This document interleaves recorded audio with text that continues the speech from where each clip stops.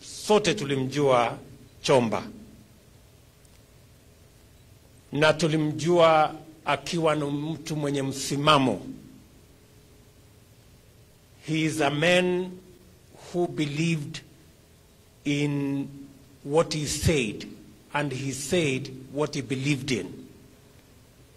He meant what he said, and he said what he meant. It was never different. For Chomba to respect you, you had to earn his respect. Haungemshurutisha akuheshimu. He always stood his ground. Na ningependa kusema katika sherehe hii ya huyu kiongozi tukimsindikiza, tunaondoa siasa ya ukabila na chuki. Chomba was at the forefront. He was among the first daring people to say we must unite. And I must give up to him as a leader that he walked to me and said, Bwana Mheshimiwa, hii safari ya kuunganisha majamii na kuunganisha Kenya, mimi ningependa kutembea na wewe na Uhuru Kenyatta. And that is how we began this journey. Na Mungu akawa amebariki hiyo barabara na hiyo safari. And he has never looked back. He always stood his ground, always knew that unity is a priority and comes first. Na kwa hivyo nimefika hapa kuungana na familia na watu wa huruma na sote watu wa Wazingishu, tumsindikize huyu shujaa wa amani na shujaa wa maendeleo. I say that without fear of any contradiction, because that's what he was. Nasema pole kwa familia. I know how painful it is to lose a father, to lose a husband and a family member. But we've come here, this multitude, to share these grieving moments with you so that you can know that Peter was larger than your father or your husband. He belonged to many, and he shared his life with many. And I want to say on behalf of all these people, thank you very much for allowing us to share your husband and father as a leader with us. Na hawa watu wote walifaidika na uongozi wake. Let me say two things about Peter as a politician. Mimi wakati nilikuwa mjumbe hapa, kuna wakati mmoja tulimchagua kijana moja alikuwa wa kinyosi hapa, alikuwa anaitwa Kamau. Alikuwa na kinyosi hapo kwa chini ya miti pale. Tukamchagua akawa diwani. Lakini pale alipochaguliwa, nikapata habari sasa kwa wananchi kusema, ule jamaa tulimchagua wa kinyosi, siku hizi anakunywa maji ya chupa. Kumaanisha alisahau kidogo mambo ya grassroots. I want to say Peter was different. He was always a grassroots leader. He always knew what his constituents wanted and was close to them. Hiyo ni moja. Huyu Peter also understood wale watu walimchagua. Na unajua wanasiasa wengi wakifika mahali wanasahau. But I want to say Peter stood out. Yeye alijua ya kwamba watu wa huruma wengi ni mahasla, watu wa kusukuma mkokoteni, watu mahoka wa kuhangaika huko town. Na wakati alichaguliwa hapa, alijua wale watu walimchagua lazima asimamie haki yao. And it didn't matter who stood in his way. As you have heard many times, he ran into headwinds with Mandago and others as he stood for his people. Yeye ni mtu alielewa amechaguliwa, ni mwakilishi wa watu, na alijua ya kwamba haki ya watu waliomchagua ni ya muhimu. Na ndio mmesikia Mandago mara nyingi walikwaruzana kwa sababu alikuwa anatetea haki ya wale waliomchagua. And it's a big lesson to politicians that we must always remember where we came from. Lazima tukumbuke mahali tumetoka. Na ndio nasema leo we are the poorer because an astute leader who understood the needs of his people and was in contact with the grassroots is not with us. But as has been said, Mungu atatujalia ili tupate mmoja ambaye atashikilia mahali Peter amewacha. Nakumbuka sana wakati ya 2013, huyu Peter alikuwa ni mtu anajua kujipanga. Kwa sababu 2013 wakati alichaguliwa, kumbe alijipanga namna nyingine hapo. Baada ya miaka 3 hivi, nikaambiwa, wewe unajua mheshimiwa, huyu Peter yeye ni MCA na bibi yake pia ni MCA. Nikauliza iliendaje, ilikuwaje hii? Mwingine nikaambiwa yeye na mama wanatoka kwa nyumba wanaenda bunge pamoja. Nikaona kuna mwanaume hapa anajua kujipanga. Wakati watu walikuwa wamezubaa, kumbe akapitisha mama hapa, tukamunominate akakuwa MCA pia. Na mnaona sasa huyo mama tayari yako na sifa. Mmesikia alikuwa anapitisha mswada huko bunge. Sasa hata katika hali hii mnaona pia mambo imepangwa tu namna hiyo. Sijui alikuwa amejua, sijui ilikuwa namna gani, lakini kama kuna mtu ambaye kutoka familia ambaye ingesemekana ashike mahali ya huyu mungwana, si tayari kuna mtu ambaye yako na experience ya mambo ya bunge huko. So we will not be looking from far. Na mimi naomba hawa watu wa Uasin Gishu saa zingine tuwe wangwana kidogo.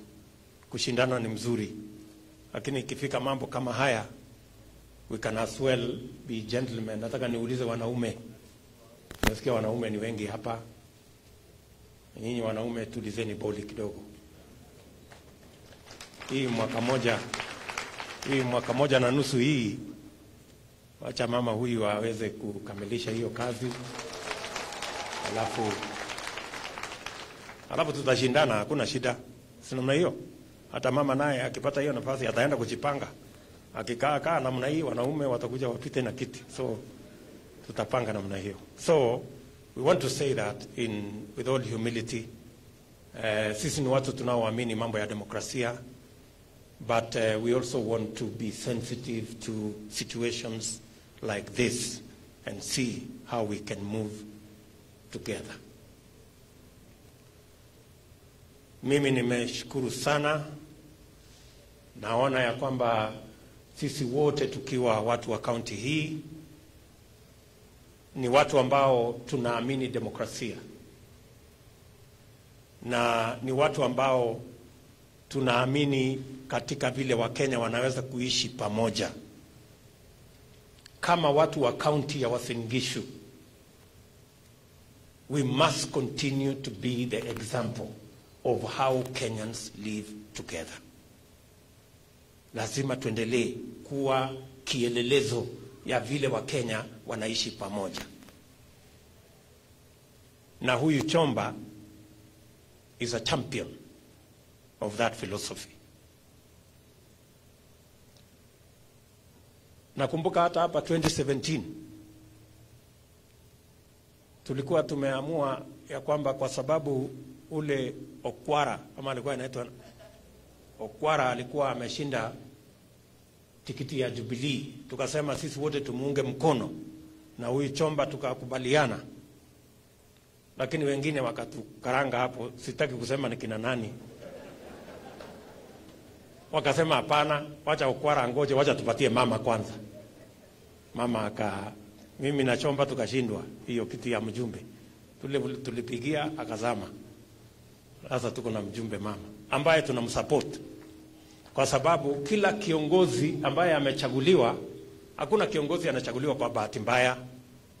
Kila kiongozi ambaye anachaguliwa ni kwa sababu ya mapenzi ya Mungu na uamuzi wa wananchi. Si namna hiyo? Na wakati Julius aliongea hapa, alinikumbusha wakati nilikuwa nasoma hapa Wareng, nilikuwa form 3 1983. I think you were a candidate. Sasa kulikuwa na siasa hapo, kwa sababu hiyo Wareng iko south huko. Kakuwa na siasa hapo, iko mtu anaitwa Chomba hapa na piga kelele kabisa, loudspeaker imejaa kila mahali. So siku hiyo nilikuwa form 3 na sikukuwa na ID na sikukuwa na nini na kura, lakini kukakuja na watu hapo wakasema haya, wapi watu ambaye wako hapa? Tukaenda hapo, tulikuwa wanafunzi, lakini siku hiyo ilikuwa Saturday. Tukakaa hapo tukapiga makofi kidogo. The first time nilipata pesa ya siasa, nikapatiwa shilingi 5. No. Ilikuwa ni kwa siasa ya huyu Chomba huyu. Ndio nikashangaa, hii pesa nimepatiwa ni ya nini? Nikaambiwa kwa siasa watu wanapatiwa pesa. Ndio nikajua sasa hii shilingi 5 hii, nikaenda nikanunua mkate hapo shuleni, nikaendelea naye. So my friend, thank you very much for the 5 shillings. Iliniokoa. Unajua shuleni iko njaa mingi, so mkate ni kitu ya maana sana. So that is the kind of community we are, a people that live together. Na mimi nataka niwaambie, na munisikie vizuri, ukurasa wa siasa ya chuki na ukabila tulifunga na tulifunga. Tulifunga na tulifunga. Hii Uasin Gishu ni ya kila Mkenya. Hapa Uasin Gishu, kila Mkenya kutoka kila sehemu ya Kenya uishi hapa, ufanye biashara, upeleke watoto shule, ununue shamba, uulize kura, ufanye ile yote. Is Kenya, and it is for everybody. That is what we want in our nation. Na wakati tunaenda kuchagua viongozi, hatuchagui makabila, tunachagua viongozi. Wakati tunaenda kwa kura. Ninyi mnanielewa? Ndio sababu leo katika Uasin Gishu hii mmesikia kiongozi wa majority ni mtu kutoka kule Lodwar, ndio huyo anaitwa Ewoi. Kule Eldoret, kule Teses ni mtu kutoka India, hako huko, na ni mjumbe wetu, na dunia inasonga. So that is the kind of community that we want, and that's the Kenya that we must demonstrate as people from Uasin Gishu continuously, that we want a nation that embraces diversity and moves with us together. Na mimi nawashukuru sana kama watu wa Uasin Gishu na sisi wote vile tunavyoishi. Na nasema hivyo kwa sababu Chomba huyu was a champion of the unity of the nation and the living together in our diversity and the working together of all communities in all areas in our nation. Mwisho, huyo asla relax kidogo. Mwisho, mimi nataka niwaulize kwa sababu leo imetangazwa ya kwamba sasa tuko na yale mambo ambayo ya katiba, mjadala ambao ni wa katiba katika taifa letu la Kenya.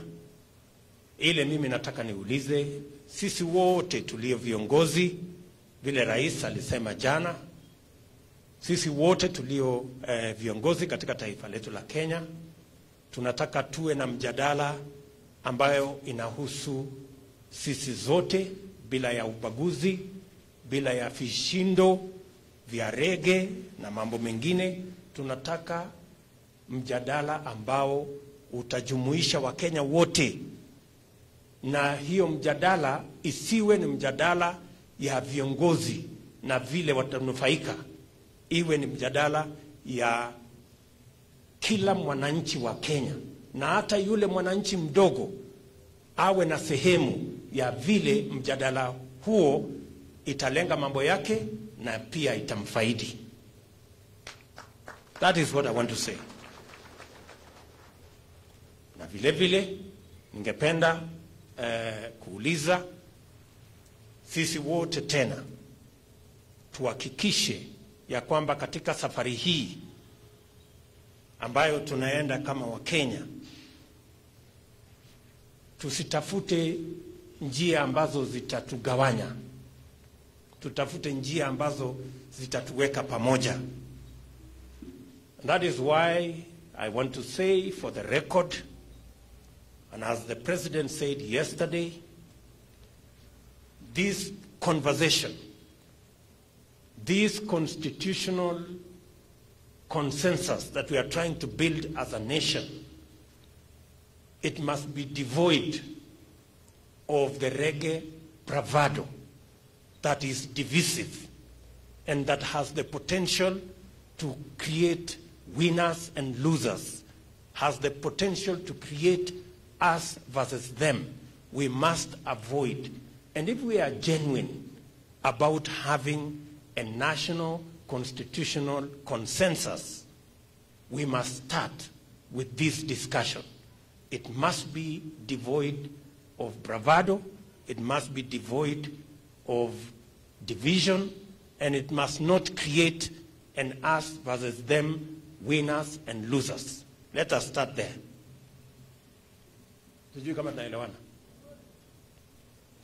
We want to start there.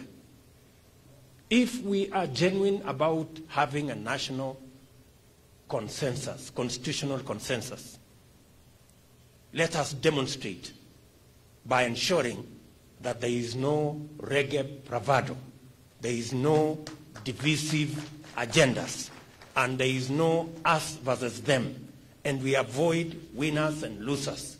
Let us have a true consensus, and let us work for it, and let us demonstrate that we are interested in that national constitutional consensus. Number two, let me also say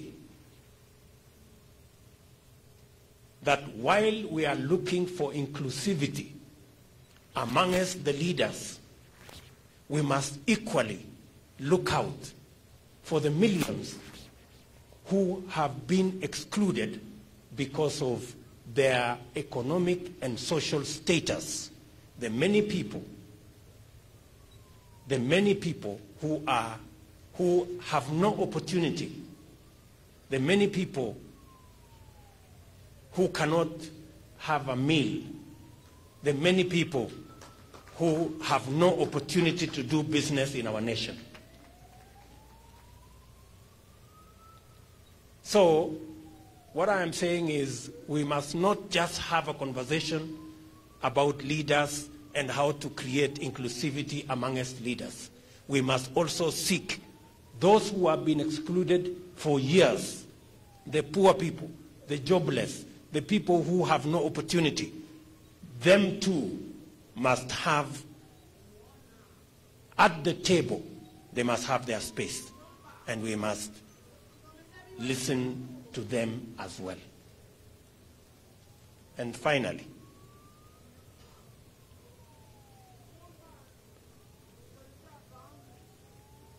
mimi mumesikia hapa, nimesikia vile ndugu yangu Rama amesema hii maneno ya boda boda na hii maneno ya wheelbarrow na hiyo maneno ingine ya mkokoteni na maneno ya mama mboga na ule wa kinyosi na ule wa kupiga viatu rangi, hii watu wote hawa mahasla wa Kenya wanasema hata na wao wanataka wasikizwe na wanataka washughulikiwe. Ndivyo amesema huyu bwana MCA wetu wa hapa. Na sio hapa peke yake, wanasema Kenya mzima. Na mimi nataka niwaulize viongozi, kwa sababu viongozi wengi saa hizi wamechanganyikiwa. Wanahangaika na wheelbarrow na wanahangaishwa na mkokoteni na bodaboda.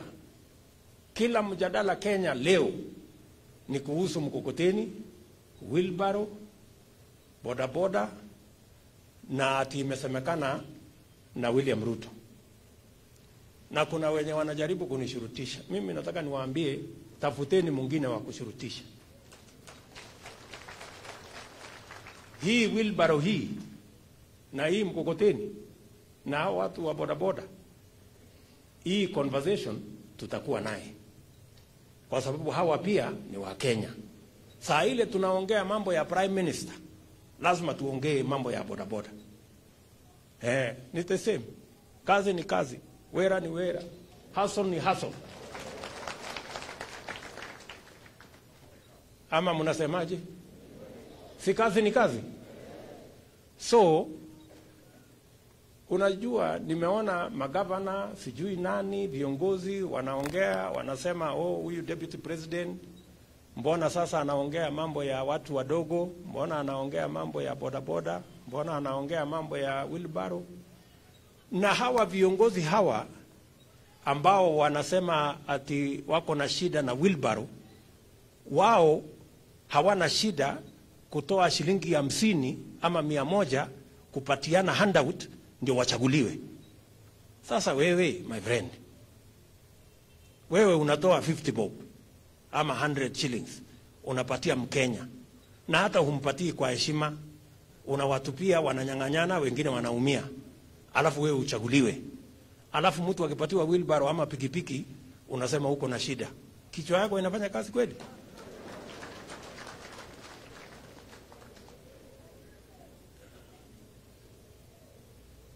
Ama namna gani? Si hawa wanasiasa hawa ambao wanasema ati wheelbarrow ni kitu kidogo sana na haina maana, mkokoteni ni kitu kidogo sana haina maana, bodaboda ni kitu kidogo sana haifai deputy president asungumzie, lakini wao kuchaguliwa wako tayari na they are happy kutoa 50 bob, kutoa 100, kutoa 200, wananchi wanapigania 200 ndio yeye achaguliwe. That is why ukiona nchi ambaye wheelbarrow inalete national conversation, ujue iko shida. Yes. If you find a country, a nation, where a wheelbarrow becomes a national conversation, it tells you there is a problem and we must confront it and we must have a discussion about it and we must sort it out. We can no longer live in denial. There is an issue we must sort out. Na mimi nimewaambia, mimi si wazimu. I am the deputy president of Kenya and I am not a madman. Na mimi si mulevi. Na mimi si mjinga. I know what I'm saying. there is an issue we must sort out. So wachana na matusi, wacha hasira. Kuna watu wengi wako na hasira. Oh, mbona Ruto anazungumzia wheelbarrow, mbona hiyo. My friend, wacheni hasira. Let us talk. Hii wheelbarrow ambayo inaleta shida hii Kenya na hii mkokoteni, what is the problem? It tells you there is a huge majority of Kenyans where a wheelbarrow means life and death. It means whether they have a square meal or not. Na wewe unajifanya na hiyo mambo yako mingi kwa sababu wewe ni mtu mkubwa, unadharau wheelbarrow. If you find, na mimi nataka niwaambie, hii wheelbarrow conversation hii, unakuta viongozi wengine wanasema hii wheelbarrow ni kitu kidogo, mambo ya ujinga. Lakini unakuta Mkenya mwingine hiyo wheelbarrow ni chombo chake cha maisha yake, itabadilisha maisha yake. So it tells you there is a problem. How come in the same country a wheelbarrow means two different things to do different people in the same nation? Ninyi mnanielewa? Ndio ninasema hata hii maneno tunaenda kuongea hii ya mjadala hii ya BBI. Hii mjadala ni mzuri. Tutaongea mambo ya viongozi, tutaongea mambo ya mamlaka, tutaongea hiyo mambo ya wakubwa, lakini tutaanza kwanza na haya mambo ya mwananchi wa kawaida. Hii mambo ya mwananchi wa kawaida. Kwa sababu tukisort out mambo ya mkokoteni na yule wa bodaboda na tusort out mtu ya wheelbarrow, hawa wengine wako na uwezo, watajipanga na Kenya itaenda mbele. Ama mnasemaje watu wa huruma? Tunatembea pamoja namna hiyo? Tunaelewana? Yes. Na tutakuwa na hii conversation. So let's just have a decent conversation devoid of threats, blackmail. Tuongee. Kenya ni yetu sisi wote. Na tunataka tuendelee pamoja. Na tuko tayari. Mheshimiwa Uhuru Kenyatta kama rais wetu, mimi kama deputy president, sisi wote ni watu wa kuamini demokrasia, and we want to give Kenyans an equal chance, and we want to listen to everybody. So I want to ask all leaders, let us avoid unnecessary divisive talk. Let us be open-minded. Let's have a conversation. I am very sure that this man lying here, a man who believes in peace, a man who believes in the diversity of our nation, would entertain a conversation about our diversity and about our economic fortunes from the low to the high. And that is what we must do. So, pia, mimi nimemaliza yale nilikuwa nataka niseme. I want to tell the family again, these youngsters, and let me repeat, shosho, mimi nitatafuta nafasi, nitakuja nyumbani. Yale umesema ni ya muhimu sana, na umezungumza mambo ya busara na mambo ambayo inatujenga sisi wote. Gavana atapanga na wewe mkutano yake, lakini mimi nikipata nafasi nikiwa nyumbani hapa Disemba nitakuja nyumbani. Halafu utaniambia maneno kidogo, ndio utupange, ndio tuweze kwenda pamoja. And to the family, if there is anything that we can do on behalf and in respect of this great Kenyan, please don't hesitate. We are here. Please get to us. Musifinyike, we are here. We are members of your extended family by virtue of this man being a leader with us, and we will be happy to help in whatever way. Niko hapa na pia rambirambi za kiongozi wetu, Rais wa Jamhuri ya Kenya. Nilikuwa na yeye jana na nilimwambia nakuja hapa kwa hii mazishi, na alinituma na taarifa ifuatayo. Message of condolence to the family, relatives and friends of the late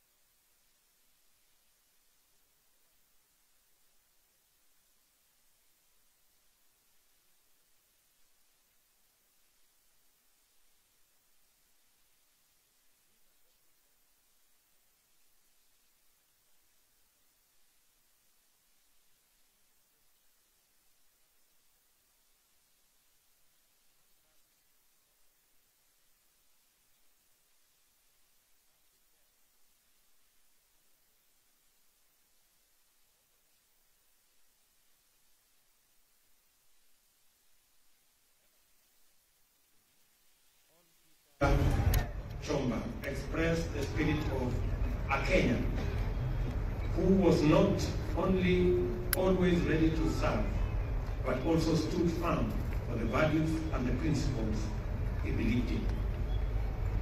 He always championed the rights of all citizens, irrespective of their social, religious, tribal, or political affiliations. And he was particularly known for articulating the rights of workers and other informal business groups in society. He firmly believed in the agenda of empowering and uniting all Kenyans to live together harmoniously as brothers and sisters. Together with other leaders, Honorable Chomba ensured that the residents of Shauri Moyo, Langas, Yakenywa, and other areas of Uasin Gishu County received title deeds for their parcels of land. It was because of his bravery, wisdom, and humility that the residents continued to elect him. We are grateful that for the 3 terms he served as a councillor and member of the county assembly, Honorable Chomba did not disappoint his electorate. Evidently, Honorable Peter Chomba's resilience and determination brought hope to many. He always saw opportunities to serve even in difficult situations. This is clearly seen by the way he handled situations and challenges which face the residents of Uasin Gishu County, more so the hawkers and small-scale traders in Eldoret town. As we mourn and pay homage to this visionary leader, let us also celebrate his life and achievements. Indeed, Honorable Chomba is a towering role model and a perfect example of servant leadership that should be emulated by all. To his wife, Lucy, and Alice, and the children, my thoughts and prayers are with you at this difficult time of sorrow.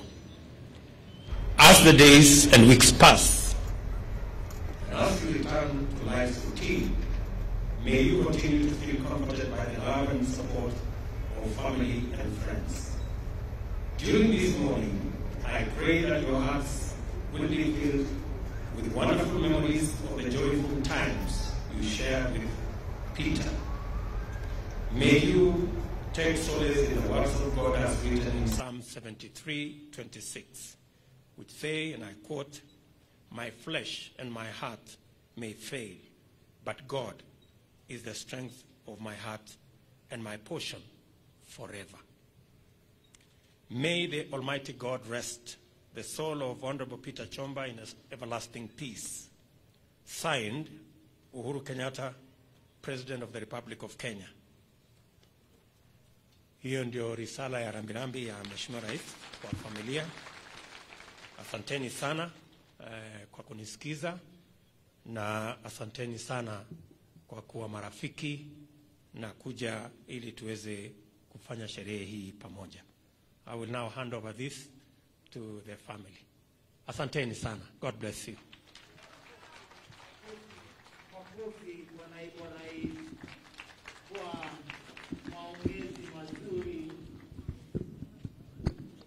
Asante kwa maongezi mazuri. Hebu hatujamaliza.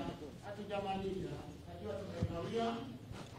Hatujakawia mwaka ya mheshimiwa gavana kuketi kidogo. Kumbuke kwamba